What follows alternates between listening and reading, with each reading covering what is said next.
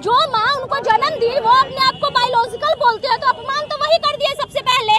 बिहार में इलेक्शन है तब उनको अपनी माँ का याद आया है। और दूसरी चीज हम ये बोलना चाहेंगे कि मोदी जी की माँ का पिंडदान उनके बड़े भाई ने बनारस में कर दिया है। तो ये पिंडदान जो मोदी जी करने आ रहे हैं, क्या ये चुनाव प्रचार के लिए करने आ रहे हैं? बाकी हम बस इतना जानते हैं कि गीता, कुरान, बाइबल से इस देश को नहीं चलाया जा सकता। इस देश को चलाने के लिए संविधान सबको मानना पड़ेगा। सोनिया गांधी भी तो राहुल गांधी की माँ है। आप कांग्रेस की विधवा बोल देते हैं भरे मंच से, आप बोल देते हैं 50 करोड़ की गर्लफ्रेंड, तब कहा जाता है तब माँ का अपमान नहीं होता है। जर्सी गाय बोल देते हैं तब माँ का अपमान नहीं होता है। भैया जिसने उनकी माँ को गाली दिया उसकी गिरफ्तारी हो गई।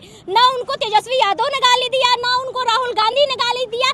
तो अपनी माँ का याद अभी ही आया है, जब बिहार में इलेक्शन है तब उनको अपनी माँ का याद आया है। और दूसरी चीज हम ये बोलना चाहेंगे कि मोदी जी की माँ का पिंडदान उनके बड़े भाई ने बनारस में कर दिया है। तो ये पिंडदान जो मोदी जी करने आ रहे हैं, क्या ये चुनाव प्रचार के लिए करने आ रहे हैं? अपमान तो बिहार में हुआ है ना। माँ का अपमान कौन किया? माँ का अपमान ये बताइए तो, क्या कौन किया ये बताइए ना कि कौन किया माँ का अपमान?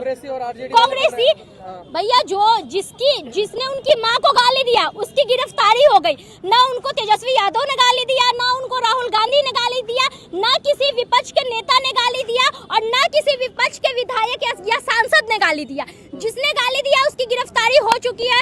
और दूसरी चीज ये बोलना चाहेंगे कि प्रूफ हुआ है कि वो किसका कार्यकर्ता था। बहुत सारे लोग तो ये भी वीडियो वायरल कर रहे हैं कि वो जो है भाजपा का ही कार्यकर्ता है। बहुत सारे लोग वायरल कर रहे हैं ना। और पिंडदान मतलब मोदी जी ना, मोदी जी को कभी देखे कि उनकी माँ की मृत्यु हुई तो वो बेल भी मुड़वाए हैं। हिंदू धर्म में ये माना जाता है कि किसी की भी मृत्यु होती है तो वो तब तक उसमें छूत रहती है जब तक वो सर बाल ना मुंडवा ले। मोदी जी ने तो कभी नहीं मुड़वाया। और आज जब चुनाव है तो वो आ गए हैं प्रचार करने, मतलब चुनाव के टाइम पे ही उनको याद पड़ा। और पिंडदान एक ही बार होता है ना जी, बनारस में हुआ ना, उनके बड़े भाई ने किया ना 2023 में, तो वो फिर से क्यों आ गए चुनाव के टाइम पे? सुनिए, ये पिंडदान एक बहाना है और ये बस चुनाव का प्रचार करने के लिए आ रहे हैं और कुछ नहीं। मतलब मोदी जी की माँ का अपमान होगा, वैसे ही हो जाएगा। मोदी जी की माँ की अपमान किया किसने ये बताइए ना। और मोदी जी आप बोल रहे हैं, वो तो पता भी नहीं है कि किसने किया, वो विपक्ष के लोग थे कि नहीं। और जब राहुल गांधी की माँ को बोला जाता है मरी हुई नानी, सोनिया गांधी जिसको राजनीति में सबसे ज्यादा गाली दिया गया, क्या सोनिया गांधी राहुल गांधी की माँ नहीं है? ये बताइए, क्या सोनिया गांधी राहुल गांधी की माँ नहीं है? सोनिया गांधी भी तो राहुल गांधी की माँ है। आप कांग्रेस की विधवा बोल देते हैं भरे मंच से, आप बोल देते हैं 50 करोड़ की गर्लफ्रेंड, तब कहा जाता है तब माँ का अपमान नहीं होता है। जर्सी गाय बोल देते हैं तब माँ का अपमान नहीं होता है। मोदी जी की माँ का अपमान हुआ है, बहुत गलत हुआ है। किसी की भी माँ का अपमान नहीं होना चाहिए। लेकिन कौन बोल रहे हैं जो इस परंपरा को शुरू किए?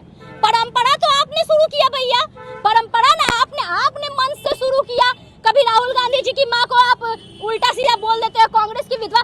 आखिर सोनिया गांधी भी तो बताइए, सोनिया गांधी विदेश की महिला है और इस देश के लिए अपना सब कुछ समर्पित कर दी।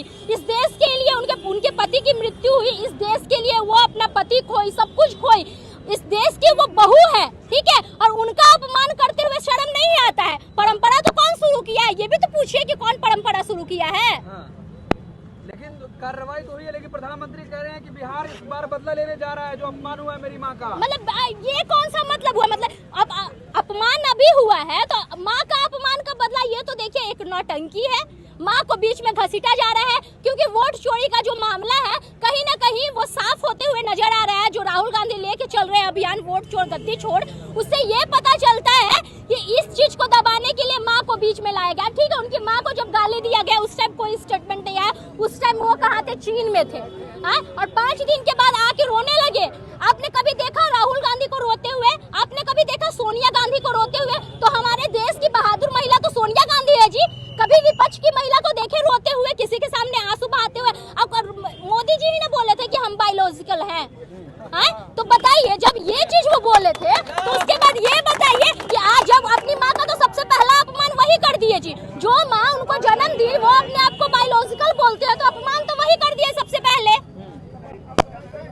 अरे तो प्रधानमंत्री है भाई, प्रधानमंत्री की माँ का ऐसे ही अपमान हो जाएगा? बिल्कुल नहीं, प्रधानमंत्री की माँ नहीं, किसी भी माँ का अपमान नहीं होना चाहिए, चाहे वो किसी की भी माँ हो।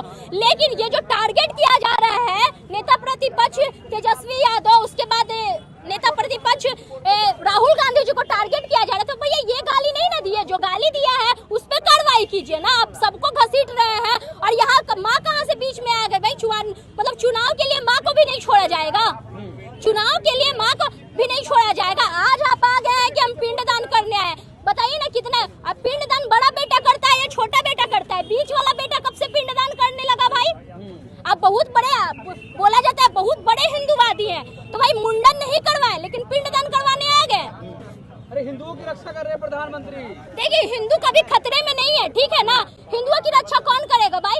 आप बोलते हैं कि 2014 के पहले आप बोलते थे कि हम गाय जो है गाय निर्यात रुकवा देंगे, और बताइए ना 2014 के पहले 2 नंबर पे था, और अभी आप गाय के नाम पे वोट लेते हैं। अभी गाय निर्यात, गाय का जो ट्रांसपोर्ट किया जाता है, बीफ ट्रांसपोर्ट, वो तो भैया अब 9 नंबर पे आ गए, 2 नंबर पे हमारा देश आ गया है। पहले 9 नंबर पे था, अब 2 नंबर पे। तो आप जिसके नाम पे वोट ले रहे हैं, आप बोलते हैं कि जिसके गाय के नाम पे वोट ले लेते हैं, और उसके बाद भैया 9 नंबर पे कैसे, 9 नंबर से 2 नंबर पे कैसे आ गया? बताइए तो, बताइए। और हिंदुत्व की सरकार क्या है? तो भाई मोदी जी हिंदुत्व की सरकार है, यहाँ पे सब हिंदू है, हम भी हिंदू है, हम भी एक हिंदू ही लड़की है, ठीक है ना? और हिंदू का मतलब ये नहीं होता है कि मोदी जी का भक्त बन जाए। इसका मतलब आप 2000 वाले 14 के बाद वाले हिंदू हो सकते हैं भाई, हम लोग जन्म से पैदा लिए हैं ना, तब से हिंदू है, और हिंदू कभी खतरे में नहीं है।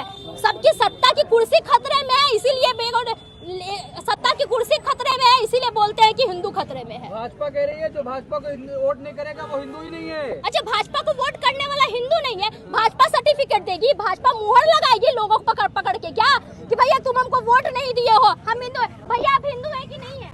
वोट भाजपा को नहीं दीजिएगा तो आप मुसलमान हो जाइएगा कि क्रिश्चियन हो जाइएगा? ये बताइए, हिंदू न रहेंगे? सर्टिफिकेट कौन देगा भाई? कौन है सर्टिफिकेट देने वाला? हिंदू का कोई सर्टिफिकेट नहीं है। सर्टिफिकेट देंगे। आप मोदी जी को वोट नहीं दीजिएगा तो आप मुसलमान हो जाइएगा? बताइए, ये मोदी जी को वोट नहीं देंगे तो मुसलमान, मतलब ये कोई लॉजिक वाला बात आप लोग पूछ रहे हैं? बताइए,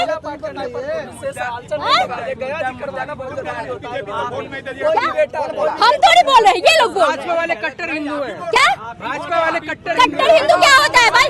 कट्टर हिंदू वो होता है जो सारे धर्मों को लेके चलता है। कट्टर हिंदू वो होता है,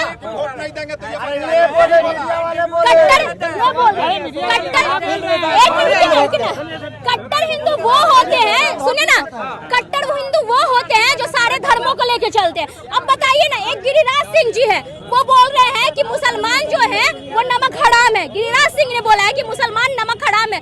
तो क्या बताइए, मुसलमान इस देश में टैक्स नहीं भरते हैं भाई? मुसलमान बोल रहे हैं कि मुसलमानों को इतना सारा, मतलब इतना सारा प्रेफरेंस दिया जाता है, लेकिन मुसलमान नमक हराम है। ये कौन होते हैं नमक हराम बोलने वाले? क्या मुसलमान इस देश के में टैक्स नहीं भरते हैं? बताइए ना, जिनको सुने ना 14-17 को नेता भाजपा वाला ही है जो मुस्लिम को दामाद बना के बैठे हुए हैं। मुस्लिम को दामाद बना के कौन बैठा हुआ है भाई? कौन बैठे हुए हैं जो मुसलमान? तो वही खराब करते हैं। क्या बोलते ना गिरिराज सिंह कह रहे झटका मीट खाइए या हलाल मीट बंद हो गया। सुनिए ना, तो ठीक है ना, KFC में जाके आप बोलिए ना, जाके KFC जैसे बड़े ब्रांड पे जाके KFC में जाके बोलिए कि वहाँ तुम KFC में तो साफ लिखा रहता है कि भाई यहाँ पे हलाल मिलता है। वहाँ जाके बोलिए ना कि हमको झटका दीजिए। वो किसी का दुकान का हम ब्रांड एम्बेसडर बन जाएंगे, किसी की दुकान में जाके बोल देंगे झटका। KFC में जाके बोलिए कि हमको झटका मीट खाना है, झटका मीट नहीं, झटका मीट यहाँ पे बनाओ, यहाँ पे हलाल मीट क्यों लिखा रहता है? मोदी पे भरोसा नहीं है आपको? क्या मोदी पे भरोसा नहीं है? देखिए, जो धर्म की राजनीति करता है, आपको पता है ना, धर्म की राजनीति करते हैं, तानाशाह या तो भाग जाते हैं या तो जनता है उनको मार देती है, आपको पता है। और इस देश में, ये देश जो है सर्वोपरि संविधान से चलता है।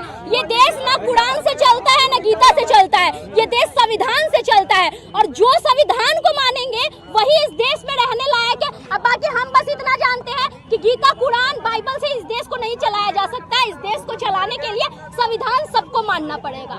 और जो संविधान अपने हाथ में लेके घूम रहे हैं भैया, जो संविधान अपने हाथ में आजकल लेके घूम रहे हैं, वही इस देश को चला सकते हैं। बस हम इतना बोलेंगे।